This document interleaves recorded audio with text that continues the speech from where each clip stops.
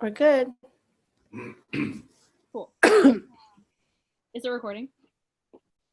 Yep, it's recording now. Can you see it in the upper left corner? Yes. Okay. Perfect. Okay, cool. So, first question. What does your child eat, like Kaya, and what foods do you feed her on a typical day? So Kaya's 16 now, and she pretty much eats what the adults eat in the house. So she eats pretty healthy.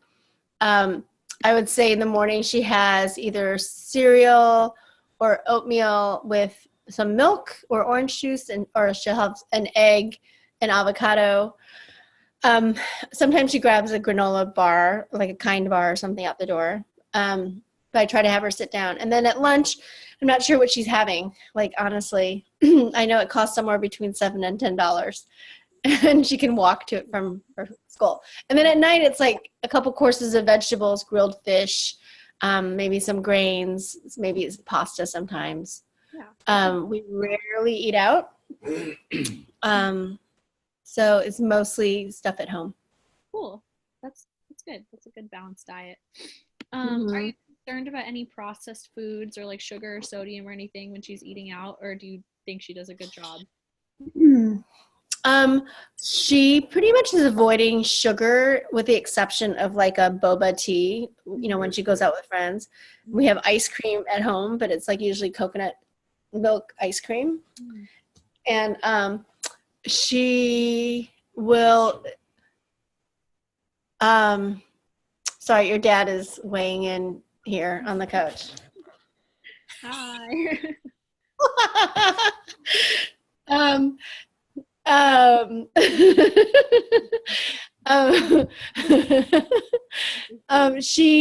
don't worry about salt. Like, I think she is very conscious and aware of like processed foods, but I don't think she's necessarily specifically not making those choices. You know what I mean? Mm-hmm. Like when she's going out with friends, she's going to just eat whatever, including pizza.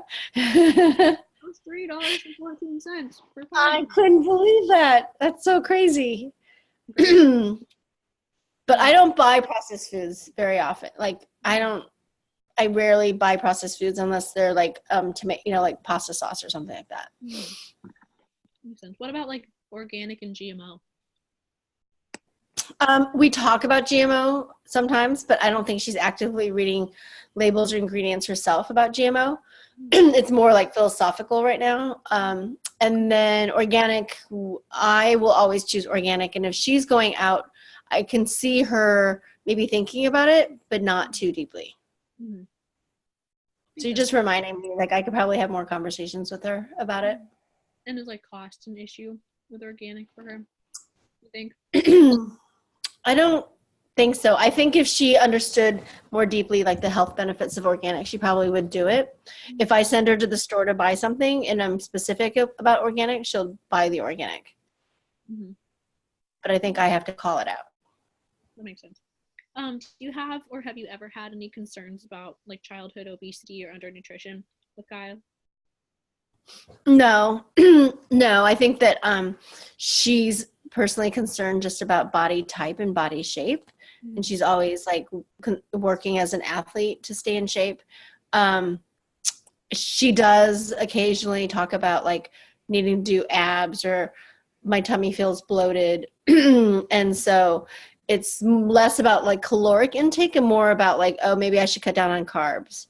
Mm-hmm. Or maybe I should cut down on, dairy or whatever it is that makes her feel bloated. Mm-hmm. That makes sense. Does she take any supplements to like supplement her diet? At one point she was taking omega-3s from Nordic Naturals, but she's not taking anything anymore. Nice. That's good. Did you breastfeed or formula feed or mix, and why? I exclusively breastfed her until she was 2 years old. Mm-hmm. I could, it was convenient. It was like bonding time and, cuddling time with her. She used to stick her hands down my shirt and grab my nipples and like, hold on to them until she was like probably 3 or 4. Um, did it have anything to do with like allergies? Because like Max had allergies when he was like, Meaning like allergies, why I breastfed her? yeah. No, with all three kids, I breastfed just because I could. And it wasn't an issue. And I was home with them. So I also didn't need to have a bottle for someone else to feed them. Mm-hmm. We tried definitely with Max, and we tried definitely with Kaya. I don't think we did with Reed. But yeah, but I think once we found out about Max's allergies, I wanted to avoid formula. I see. As much as possible. It might have like dairy or whatever. Yeah, or even soy-based ones. There's just so many chemicals in the formulas. Like, even if they're meant to be nutritional supplements, like I just couldn't imagine putting that kind of chemical in a baby's body so early. Definitely. Do you have any, or what issues around childhood nutrition today? Do any of those concern you, like childhood obesity in the United States in general? In general, yes, because I work in schools. I think I was lucky to be at a school where we talked about nutrition and cooking food and making smart choices. And the kids also took time out to eat and really enjoy their food. But I don't think that's common. Yeah, CrossFit is really I think. Yeah. And then I think that, the people who don't vaccinate their kids are a worry. But, being a mom of a daughter, like I'm very aware of the language I use and the energy that I carry around talking about body image, anything. So whether that's tied to diet or whether that's tied to working out or whether that's tied to social media, and comparing yourself to others, like I'm careful about it. I try not to ever say anything that would provoke a body image issue. But, but I worry about how girls perceive themselves in this day and age. Yeah, definitely. We learned a lot about eating disorders that I'll tell you when I come home, but lots of is there anything you wish you knew more as a parent, like nutrition wise? Well, when Max had food allergies, I didn't know very much about what was in what food group, so I spent some time reading a book called The Food Ingredient Dictionary, because I didn't know what malt and rye and barley and like what were all in the same categories. And and the other part of it was like between the wheat and the the husk and the chaff, like what parts were the nutritious parts of a plant or vegetable. Like if I knew more about that, I think like right now as an adult, like when we get like a CSA box or we go to Monterey Market, like I'll try to make a meal that uses like all the greens, like dandelion greens and the turnip greens. And whereas in the past, we just threw all that stuff away. I only use the parts of the fruit that I knew to use. Yeah. Which is very different now, trying to utilize. Was I talking to you about this, like how people just don't learn about food and how to cook things? Yeah, I think so. In some part of the country. I forget what you said. Yeah, like in the South, like some people like will walk through and only cook the collard greens and bypass the tail and right? You and I were talking about that? That's horrible. Yeah. I just think that's interesting. It's like, how like we all influence each other, right? So how do we make our choices and our thinking around food more explicit so that, we can inspire people in different ways? I totally agree. That is why I'm a nutrition major. I want people to healthy.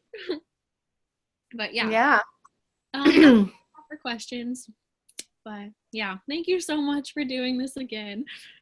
You're welcome. I did a project last year, a couple years ago, and we had to design a public service campaign around some food impact. And so the team I was working on decided to use sugar to counteract obesity. And so we created a fake Tinder.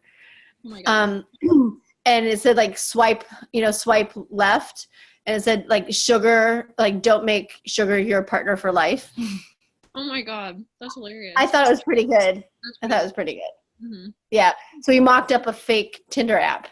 Oh my god. Yeah. That's hilarious. That's really good. That's funny. It was a good one. Yeah, definitely. Okay. I have some homework to do.